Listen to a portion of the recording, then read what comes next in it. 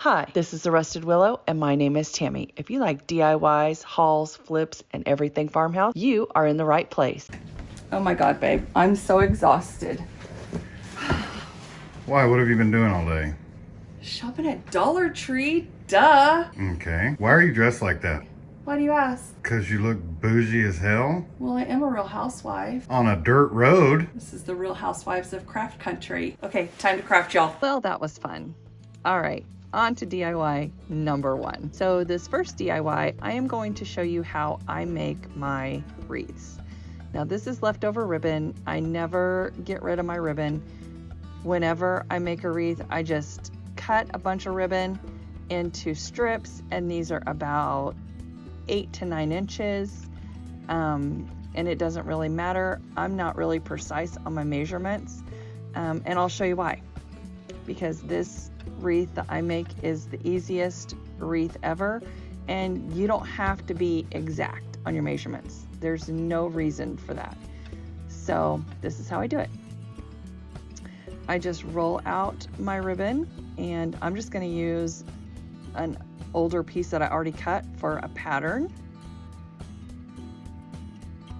And then I take my ribbon and I hold it up to the other ribbon. I fold it over a couple of times, and see, that roll was already done. And then I cut it in half.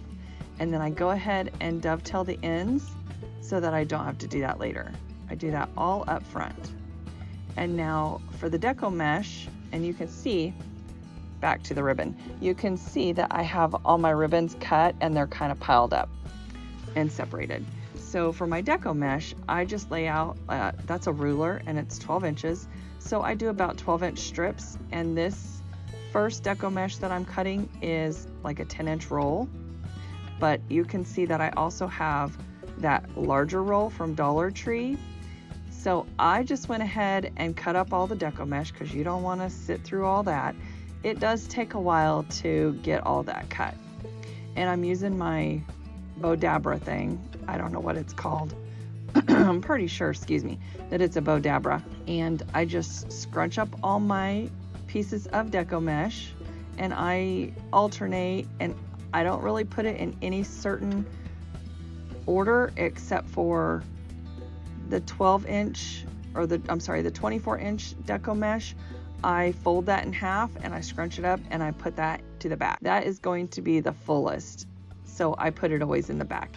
And I use cable ties. I have one going one direction to go around all the deco mesh and ribbon, and I have one going the opposite direction so that I can attach it to my wreath. I make anywhere from 12 to 15, I call them little poofs. That's what I call them.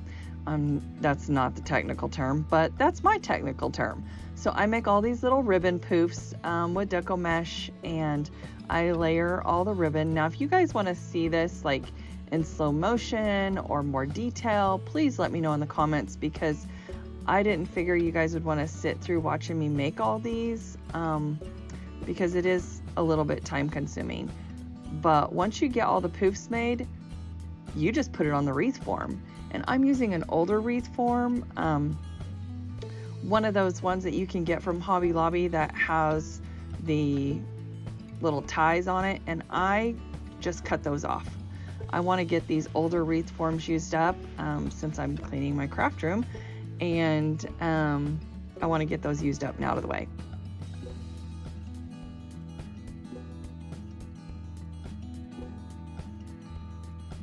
I just continue to alternate and put those poofs around the wreath, and this is what it looks like once I get them all on, and I have them all on there tight. And then I just go around and clip all the tails, and once that's done, it's time to embellish the front. Of course, I spend a lot of time fluffing my ribbon and making sure that it's going in the right direction. I do spend a little bit of time on this. But then I just gather my florals that I want to put on my wreath, and I kind of lay them out and see how I want to embellish it. And I decided on some fall leaves and sunflowers. And instead of sticking those picks in and gluing them down, I actually just kind of laid them together and tied them together with jute twine, and then I'm actually going to use that to attach it to the wreath form.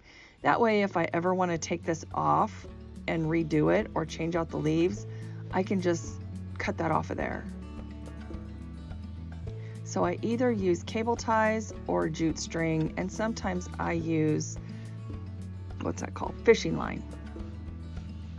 So now I just start putting my sunflowers on and arranging them in a way that I like. And of course, you don't have to use sunflowers, you can use any flowers. Any fall flowers would look gorgeous on this wreath. And then you can just do your colors. I honestly am not a sunflower person. It's not my favorite flower. However, after making so many sunflower DIYs this fall, well, is it even fall? It's July. Oh wait, no, it's the 1st of August. So technically maybe it is fall now. I'm really digging these sunflowers, guys. I mean, I'm really liking these DIYs. My next one is gonna knock your socks off. I love how this wreath turned out. It is so beautiful. And normally I don't put sunflower wreaths on my front door for fall. I usually do a grapevine wreath or something like that. But this is so stinking pretty. I mean, I don't know that this video does it justice, but when I get done with it, I love it. I love all my DIYs, and you want to stay tuned to the end because I have something special for you. Okay, so now I'm making the bow, and honestly, I don't throw away any scraps, no matter how small.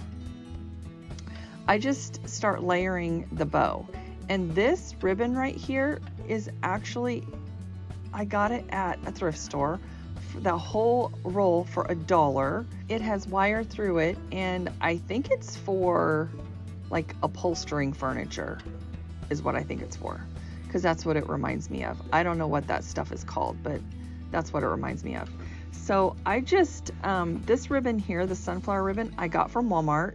It is single-sided, so whenever I put it in the bow dabra, I just give it a little twist in the center so the pretty side is always showing out.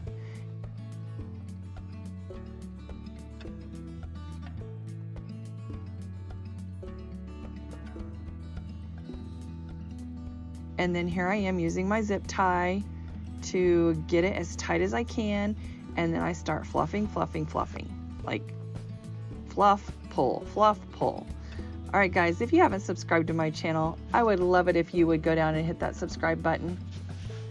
So I am just attaching the bow onto the wreath. And now I had a hard time deciding what to embellish it with, but I decided on this high sign. I've had it in my stash for quite a while. It came from Hobby Lobby and was on clearance. Today I am hosting an open invite, and it is called The Real Housewives of Craft Country. I am hosting it with 2 lovely ladies, and they have awesome channels, so you need to go over there and make sure that you visit their channels and check their DIYs out. The first one is simply Becky DIY, and this is what her channel looks like. Obviously her name is Becky.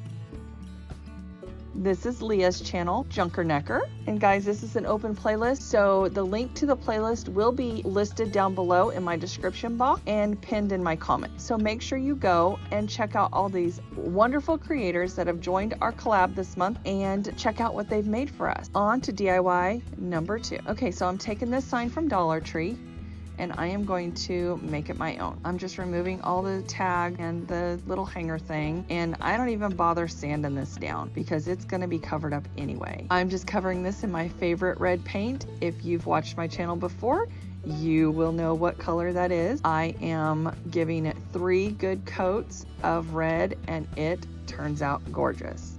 Now I'm just getting the little sign that I tore off, sanded down, and I started to sand it, and then I'm like, no, dummy, just turn it over. So I turned it over and I sanded the edges just to give them, or just to make them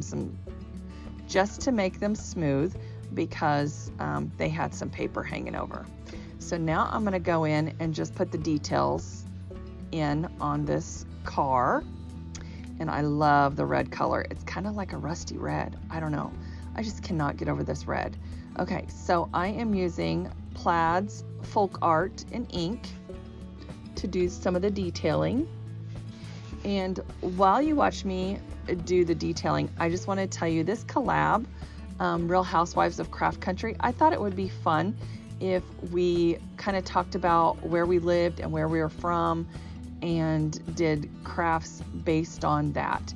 So that way it gives our viewers a little bit more behind the scenes, tells you guys a little bit more about us and where we're from. So I thought that would be fun to do. So I am just using silver lining to also go in and give some shading and some more detail. I love how this truck turns out. Guys, if you haven't done so, I would really appreciate it if you would give me a thumbs up, because that really helps out my channel and it tells YouTube that people are liking my content and helps my channel to grow. And guys, if you're new here, welcome. My name is Tammy and this is The Rusted Willow, and I so appreciate you stopping by. And guys, if you're returning, oh my gosh, thank you so much. I so appreciate all the comments. I respond back to every single one of you, and you guys are just awesome to chit chat with. So let me tell you about Kansas, because that is where I am from. The sunflower is our state flower. We are known for the wheat state and the buffalo, where the buffalo roam. We are also in Tornado Alley, and evidently now we're, I don't know, Earthquake City. I don't know. We started having earthquakes, so they need to add that to that sign. So anyway, I decided to go with sunflowers. We are also known for aviation, which we have in Wichita, and the salt plants. We have Morton salt here and Cargill salt. We used to have Cary salt, but now we only have 2 salt mines. And we're also known for the Cosmosphere. We get a lot of things from NASA to put in our space museum, and we also have a salt mine that you can tour. Our salt mine houses memorabilia from various movie studios and from famous movies. So if you ever get to Hutch, make sure you tour the salt mines, because that is super cool. They go under the city in all directions, and the ride down is several miles. So if you're not claustrophobic, make sure you visit that. So the 2 places to visit are the salt mines and the Cosmosphere, and that's in my town. I live in Hutchinson. We also host the state fair every year. So for the whole state of Kansas, we have a state fair. That's pretty cool. I mean, if you like rides and all that carnival stuff. So we always just go for the food now because we're older. When we were younger, we went for the rides and the food. Now we just go for the food. So, okay, I am taking my Waverly wax and my Waverly antiquing wax, and I am just going over and distressing the sign, which I love, and I made with my Cricut. I will link that down below so you guys can access that if you want to make a sign that says Sunflower Market. I think I figured out how to do it, guys. So we're going to try it on this video. Now stay tuned for the end, because I do have something free for you and I think you're going to love it. Okay, so after I get the car all embellished and detailed out, I start assembling it. I laid out my flowers and I cut the little nubbies off the back so that they would lay flatter. And I also hot glued some leaves to the sunflowers so I would have variations of greenery. And then I made the hanger with jute string, jute twine, whatever you want to call it. And I tied it in a knot on the front, on both sides, because I like the knotted look on the front instead of the back, and I think that looks super cool. And then I just wrapped some jute around my fingers about 3 times and made a little bow for the top. And there you have it.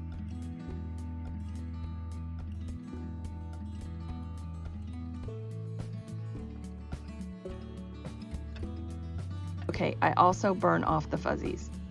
And there you have it.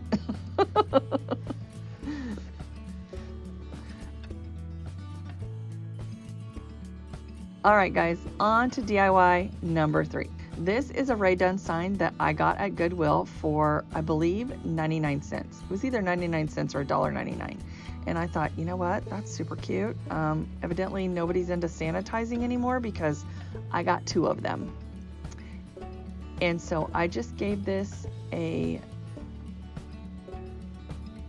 couple coats of the white in Folk Art by Plaid. And then I make a stencil that says "Don't be salty" because of the salt mines here. The salt mines are very important to our community and our family. I've had family members work there for years. Oh, look what happened.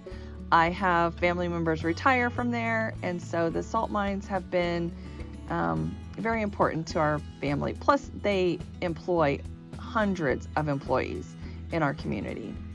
And whenever my family would tell me don't be salty, guess what? That just made me more salty. So I thought, you know what? I'm gonna make a sign that says don't be salty.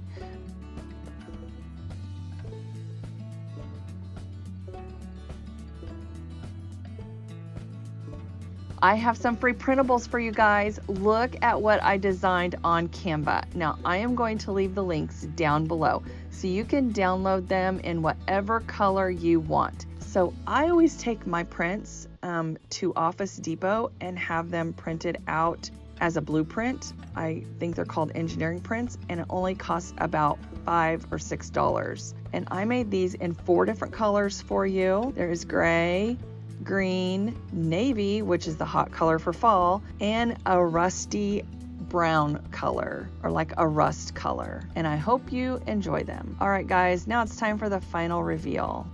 So let me know down below which DIY was your favorite. Anyway, I just want to say thank you so much if you participated in this collaboration. This is my very first one hosting one. I want to say so thank you very much to my co-host, Simply Becky DIYs, and Leah from JunkerNecker. Make sure you go down and visit their channels.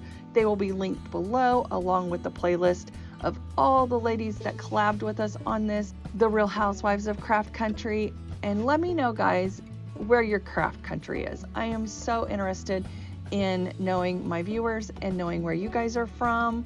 And now you know a little bit about me. So thank you so much for watching. Have a great night. Thanks. Bye.